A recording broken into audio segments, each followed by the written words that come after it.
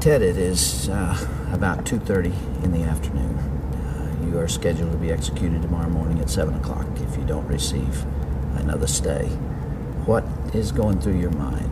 What thoughts have you had in these last few days? Well, I won't kid you to say that it's something that I feel that I am in control of, or something that I've come to terms with, because I haven't. It's a moment-by-moment thing. Sometimes I feel very tranquil, and other times I don't feel tranquil at all. What's going through my mind right now is to use the minutes and hours that I have left as fruitfully as possible and see what happens. It helps to live in the moment in the essence that we use it productively.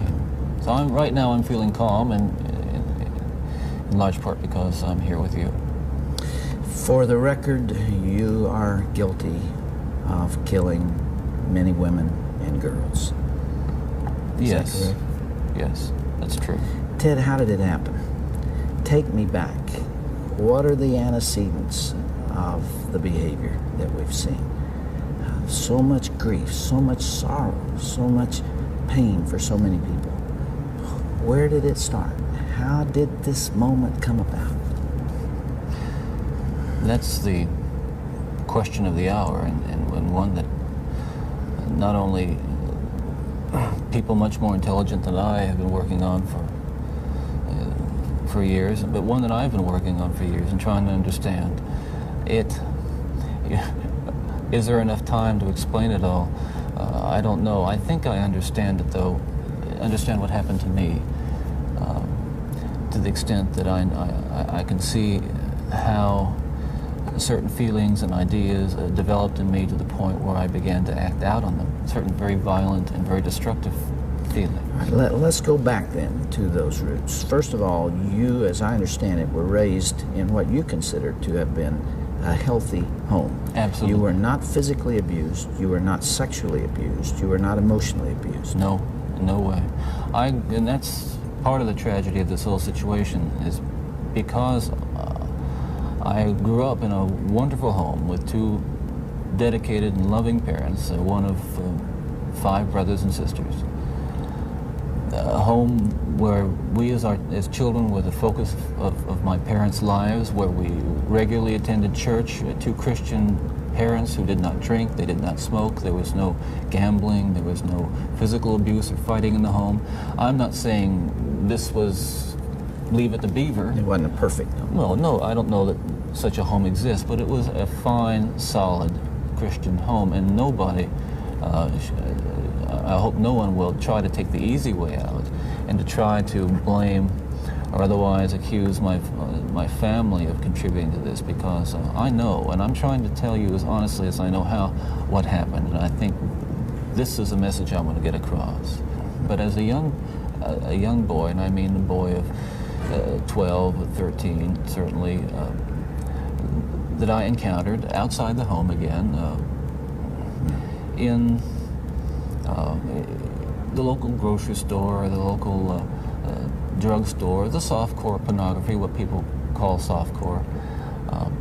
But as I think I explained to you last night, Dr. Dobson, in an anecdote, as young boys do, we explored the back roads and sideways and byways of our neighborhood, and oftentimes people would dump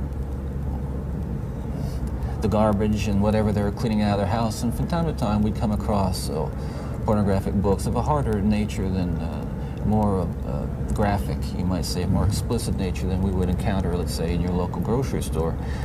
And this also included such things as, let's say, detective magazines and more hard. Those that involve violence. Yes, yes, yeah. And this is something I think I want to emphasize, is the most damaging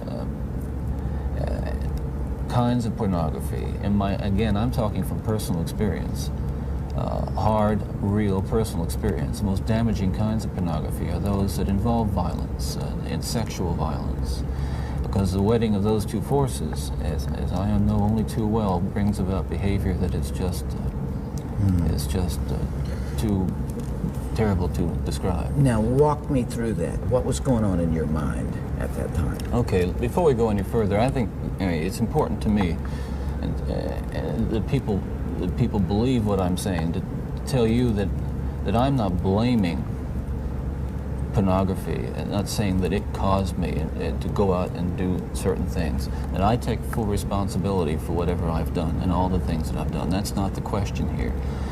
The question and the issue is how this kind of literature contributed and helped mold and shape the kinds of violent behavior. It fueled your fantasies, didn't it? Well, in the beginning it fuels this kind of thought process.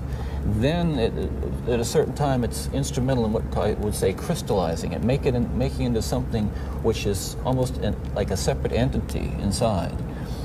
And at that point, you're at the verge, or I was at the verge of acting out on these kinds of thoughts. Now, I really want to understand that. You had gone about as far as you could go in your own fantasy life with printed material, and you made or printed and video or film or film, photos, magazines, what have you. Yeah. And then there was the urge to take that little step or big step over to a physical event.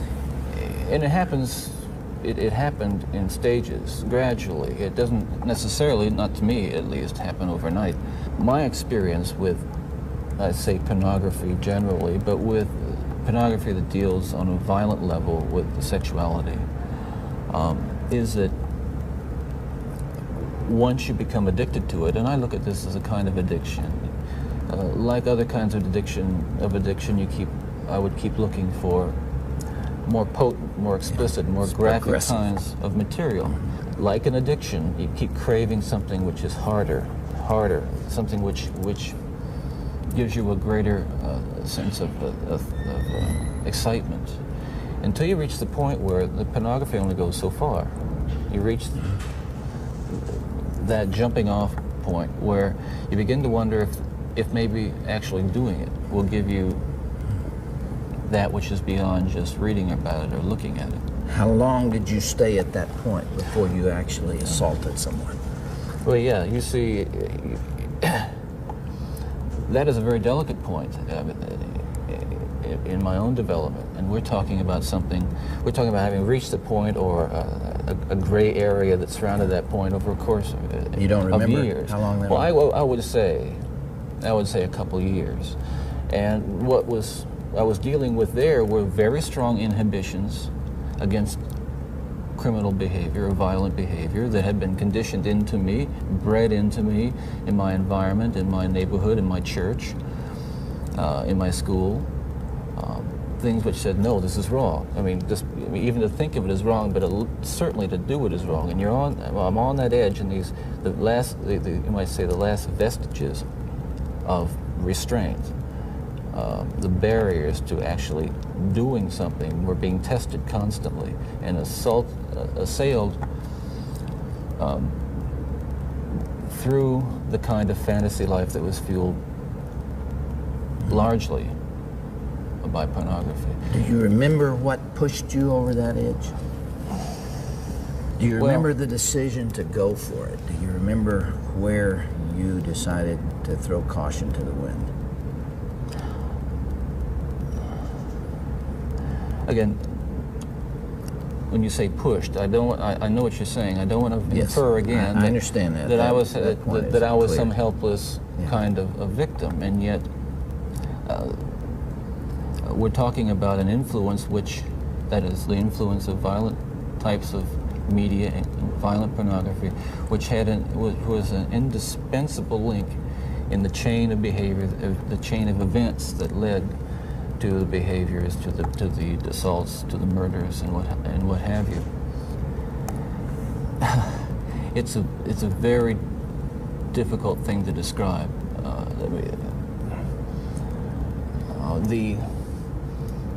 The sensation, of reaching that point where I knew that it was like something had, say, snapped, that I knew that I couldn't control it anymore, that these barriers that I had I had learned as a child, that had been instilled in me, were not enough to hold me back with respect to seeking out and harming somebody. Would it be accurate to call that a frenzy, a sexual frenzy? Well, yes, that's one way to describe it. A compulsion, a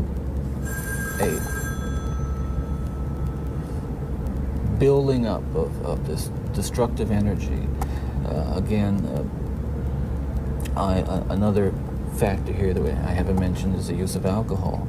But I think that what alcohol did, in conjunction with, let's say, my exposure to pornography, was alcohol reduced my inhibitions. At the same time, the fantasy life that was fueled by pornography eroded them further. In the early days, you were nearly always about half drunk when you did these things. Is that right? Yes. Yes. Was that always true? I would say that was generally the case, almost without exception. All right, if I can understand it now, there's this battle going on within. There are the conventions that you've been taught. There's the right and wrong that you learned as a child. And then there is this unbridled passion fueled by your plunge into hardcore violent pornography. And those things are at war with each other. Yes. And then with the alcohol diminishing the inhibitions, you let go. Well, yes, and you can summarize it that way, and that's accurate, certainly.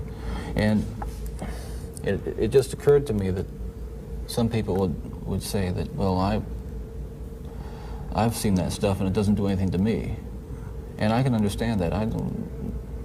Virtually everyone can be exposed to so-called pornography, and while they're aroused to it to one degree or another, not go out and do anything wrong. Well, addictions are like that. They affect some people more than they affect others. Well, but there is a percentage of people affected by hardcore pornography in a very violent way, and you're obviously one of them. That was a major component, and I don't know why I was vulnerable to it. All I know is that it had an impact on me that was just so central to the development of the violent behavior that I engaged in. Ted, after you committed your first murder, what was the emotional effect on you? What happened in the days after that?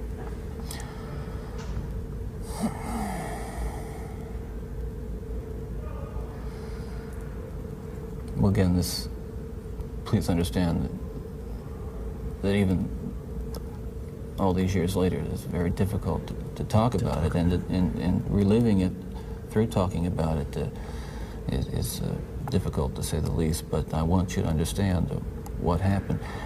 It was like coming out of some kind of horrible trance or dream. I can only liken it to, after, I don't want to over-dramatize it, but to have been possessed by something so awful and so alien, and then the next morning wake up from it, remember what happened, and realize that basically, in the eyes of the law, certainly in the eyes of God, you're responsible. To wake up in the morning and realize what I had done, and with a clear mind and all my essential moral and ethical feelings intact at that moment, absolutely horrified that I was capable of doing something like that. You really hadn't known that before? There is just absolutely no way to describe, first, the brutal urge to do that kind of thing, and then what happens is, once it has been more or less satisfied and recedes, you might say, or spent, that sense, that kind of energy level recedes, and basically I became myself again. I want people to understand this too, and I'm not saying this gratuitously because it's important that people understand this, that basically I was a normal person. I wasn't some guy hanging out at bars or a bum, or I wasn't a pervert in the sense that, you know, people look at somebody and say, I know there's something wrong with him, and just tell. I mean, I was essentially a normal person. I had good friends. I led a normal life, except for this one small but very potent and very destructive segment of it that I kept very secret and very close to myself and didn't let anybody know about it. And part of the shock and horror from my dear friends and family years ago when I was first arrested was that there was no clue. They looked at me and they looked at the all-American boy, and I mean, I wasn't perfect, but I want to be quite candid with you. I was okay. I was. The basic humanity and basic spirit that God gave me was intact, but unfortunately it became overwhelmed at times. And I think people need to recognize that it's not some kind of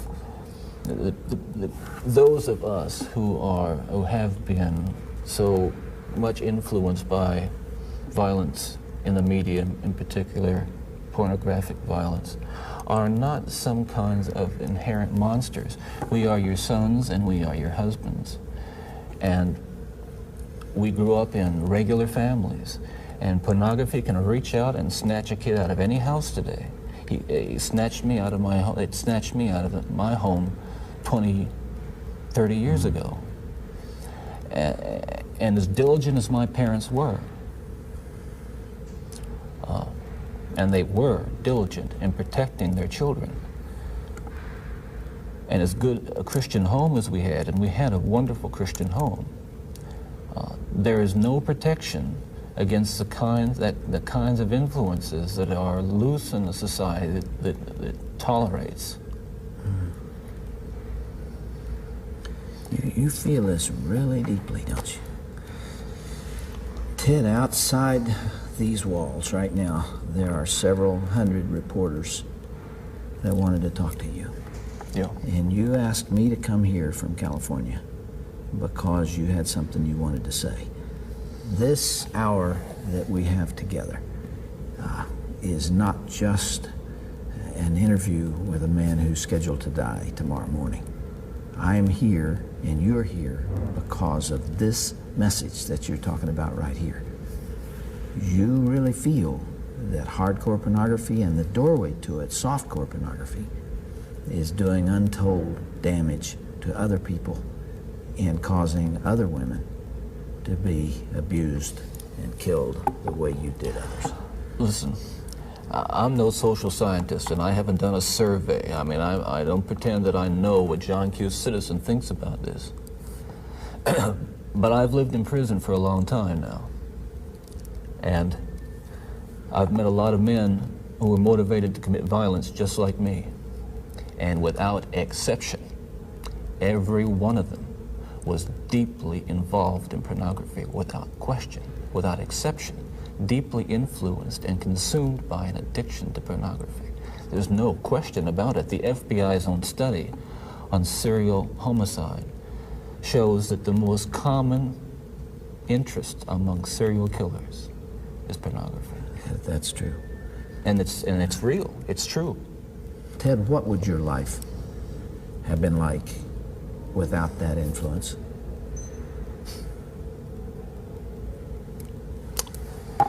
You can only speculate. Yeah.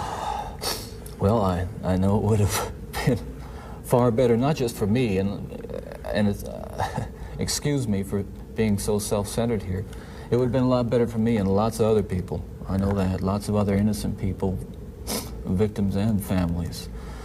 It would have been a lot better. There's no question, but it would have been a fuller life. Certainly a life that would not have involved, I'm absolutely certain, would not have involved this kind of violence that I have committed. I'm sure, Ted, if I were able to ask you the questions that are being asked out there, one of the most important as you come down to perhaps your final hours, are you thinking about all those victims out there and their families? Well, who are so wounded, years later, their lives have not returned to normal. They will never return to normal. absolutely. Are you carrying that load, that weight? Is the remorse there? Again, I know that people will accuse me of being self-serving, but we're beyond that now. I mean, I'm just telling you how I feel. But through God's help, I have been able to come to the point where much too late, but better late than never, feel the hurt and the pain that I am responsible for. Yes, absolutely. In the past few days, myself and a number of investigators have been talking about unsolved cases, murders that I was involved in. And it's hard to talk about all these years later because it revives in me all those terrible feelings and those thoughts that I have steadfastly and diligently dealt with, and I think successfully, with the love of God. And yet it's reopened that, and I felt the pain and I felt the horror again of all that. And I can only hope that those who I have harmed, and those who I've caused so much grief,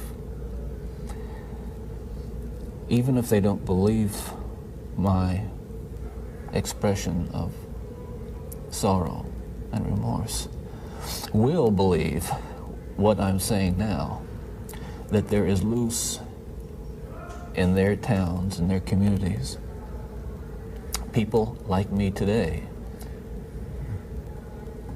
whose dangerous impulses are being fueled day in and day out by violence in the media in its various forms, particularly sexualized violence.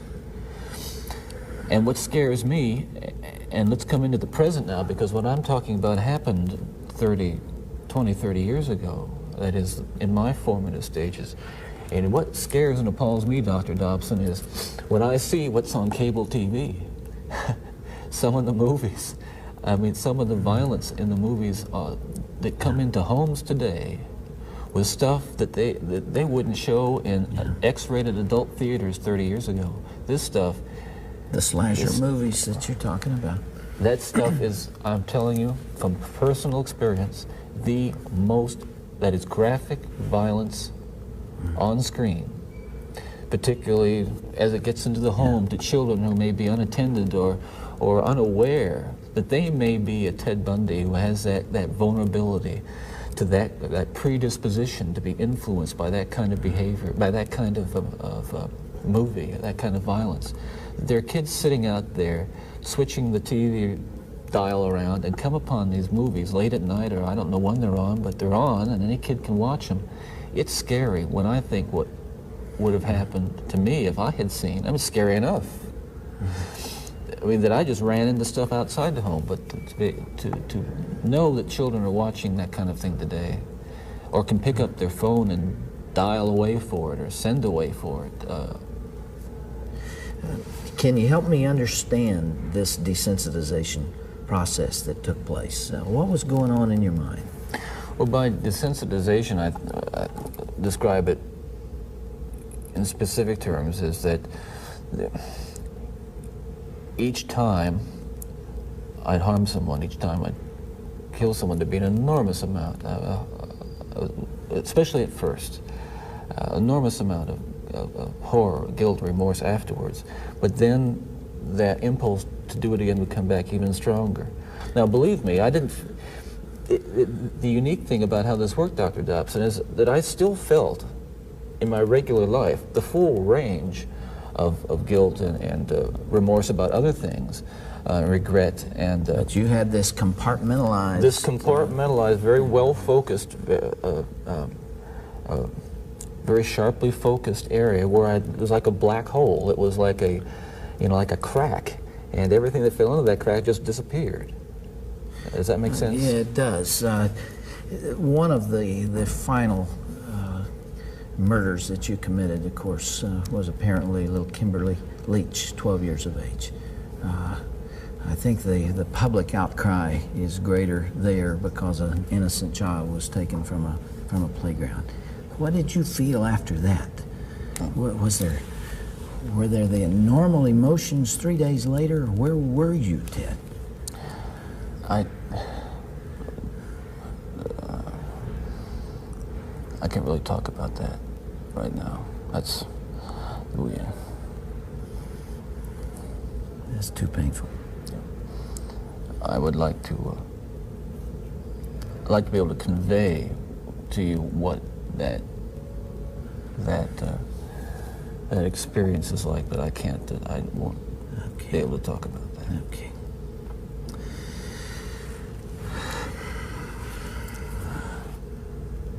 I can't begin to understand. Well, I can try, but I'm aware that I can't begin to understand the pain that the parents of these children that I have, and these young women that I have harmed, feel. And I can't restore really much to them, if anything. And I won't pretend to, and I don't even expect them to forgive me, and I'm not asking for it. That kind of forgiveness is of God, and if they have it, they have it. If they don't, well, maybe they'll find it someday. Do you deserve the punishment the state has inflicted upon you? That's a very good question, and I'll answer very, very honestly. I don't want to die. I'm not going to kid you. I'll kid you not.